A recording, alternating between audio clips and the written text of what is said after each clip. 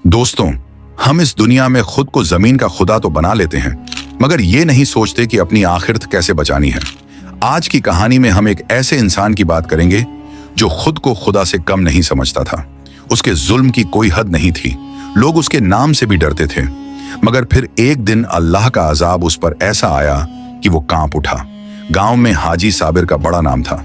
लंबी दाढ़ी, हाथ में तस्बीह, हर वक्त दीन की बातें करता था, मगर अंदर से वो शैतान था। लोग उसे हाजी साहब कहकर इज्जत देते थे, मगर उसकी असलियत बहुत कम लोग जानते थे। अल्लाह का दिया सब कुछ है, मगर असली इज्जत दीन में है, वो अक्सर ये कहता, मगर उसके साए में एक गंदा खेल चलता था। ये वो शख्स था जो बेवा औरतों की मजबूरी का फायदा उठाता था। जो औरतें अपने मरहूम शौहरों के बाद बेसहारा हो जाती थीं, हाजी साबिर उनकी मदद के बहाने उन्हें अपने जाल में फंसा लेता। वो कुछ पैसों का लालच देता, उनके घर की मदद का वादा करता और फिर उनके साथ ऐसा जुल्म करता जिसे वो किसी को बता भी नहीं सकती थी। बीबी, अल्लाह ने दिया है तो मैं तुम्हारी मदद क्यों ना करूं? तुम बस मेरे पास आया करो, जो भी चाहिए ले लिया करो, वो नरमी से कहता। मगर इसके पीछे गंदगी छुपी होती। कई औरतें उसकी हवस का शिकार हो चुकी थीं, मगर कोई बोल नहीं सकता था, क्योंकि अगर कोई जुबान खोलता तो हाजी साबिर अपनी दौलत और रसूख का इस्तेमाल करके उन्हें जलील कर देता। वो लोगों को खरीद लेता, उनके खिलाफ झूठे इल्जाम लगवाता और सबको उनके खिलाफ कर देता। इतना ही नहीं, हाजी साबिर यतीम बच्चों की मिल्कियत पर भी हाथ साफ करता था। जो बच्चे अपने वालिद के इंतकाल के बाद उनकी जायदाद के वारिस बनते, हाजी साबिर उन्हें बहला फुसलाकर उनका माल हड़प कर लेता। अगर कोई सवाल करता तो वो दीन की बातें करके उन्हें चुप करा देता। बेटा, ये सब अल्लाह की राह में है, तुम्हें परेशान होने की जरूरत नहीं। गांव में कई लोग उसके खिलाफ दिल में नफरत रखते थे, मगर कोई उसके खिलाफ बोलने की हिम्मत नहीं करता था। वो दौलतमंद था, सियासतदानों से उसके ताल्लुकात थे और सबसे बड़ी बात, उसने अपने चारों तरफ दीनदारी का ऐसा पर्दा डाल रखा था कि लोग उसके गुनाहों को देख ही नहीं सकते थे। मगर अल्लाह देख रहा था। फिर एक दिन हाजी साबिर पर अल्लाह का कहर नाजिल हो गया। वो रात अजीब थी। बादलों ने आसमान को ढक रखा था। हवा में एक अजीब सी खौफनाक कैफियत थी, जैसे कुछ होने वाला हो। हाजी साबिर अपने बड़े से आंगन में आराम से बैठा था। एक तस्बीह हाथ में थी और सामने दस्तरखान पर तरह तरह के खाने रखे थे। मगर आज उसका दिल बेचैन था। उसने कई बार अपने नौकर को आवाज दी, मगर कोई जवाब नहीं आया। वो उठा, अंदर की तरफ गया और जैसे ही अंधेरे कमरे में कदम रखा, एक झटका सा महसूस हुआ। कौन है? वो जोर से बोला, मगर कोई जवाब नहीं आया। अचानक दीवार पर टंगा एक पुराना आईना हिलने लगा।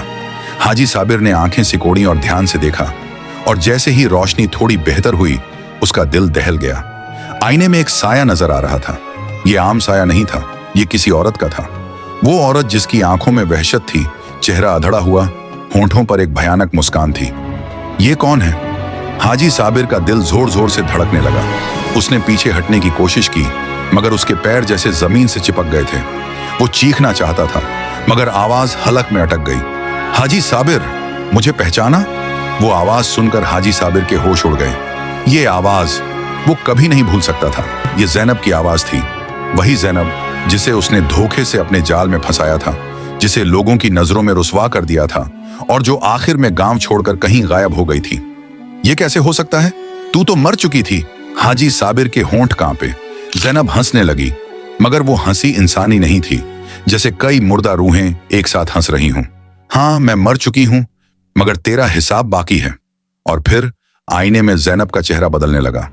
उसके होंठ सड़ने लगे, आंखें खून से भर गईं और उसका चेहरा वो शक्ल अख्तियार करने लगा जो मरने के बाद कब्र में सड़ जाने वाले मुर्दों की होती है।